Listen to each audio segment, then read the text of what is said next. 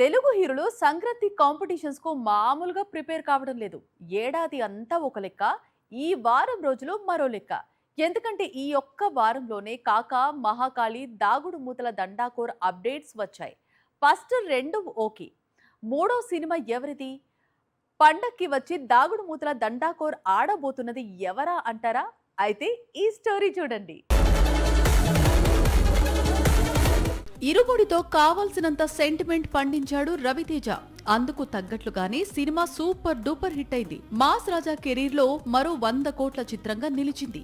ఇరుముడి success ఇచ్చిన జోష్ తో రవితేజ కొత్త చిత్రాన్ని ఖరారు చేసేశాడు. అదే దిల్ రాజు బ్యానర్ లో హసిత్ గోలి దర్శకత్వంలో రవితేజ నటించే కొత్త చిత్రం. సినిమా పేరు దాగుడు మూతల దండాకోర్. ఇదే మూవీలో మరో హీరోగా శ్రీ విష్ణు నటించబోతున్నాడు. రవితేజ శ్రీ విష్ణు మల్టీస్టారర్ ను జనవరి 14న విడుదల చేయబోతున్నట్లు ప్రకటించాడు దిల్ రాజు. అంటే రవితేజ చిత్రం ఈసారి శర్వానంద్ కొత్త చిత్రం జార్జ్ క్రిష్ తో పోటీ పడనుంది. ఎందుకంటే సేమ్ డేట్ కు శ్రీను వైట్ల దర్శకత్వంలో శర్వాన్ నటిస్తున్న న్యూ మూవీ జార్జ్ క్రిష్ రిలీజ్ అవుతోంది. ఈ ఏడాది సంక్రాంతి పండక్కి ఒకరోజు వ్యవధిలో బాక్సాఫీస్ ముందుకు వచ్చారు రవితేజ, శర్వానంద్. జనవరి 13న భర్త మహాశైలకు విజ్ఞప్తి రిలీజ్ అయితే జనవరి 14న నారీ నారీ నడుమ మురారి విడుదలైంది. రెండు కూడా పండక్కి మంచు వసూళ్లను అందుకుని విజయవంతమైన చిత్రాల జాబితాలో చేరాయి.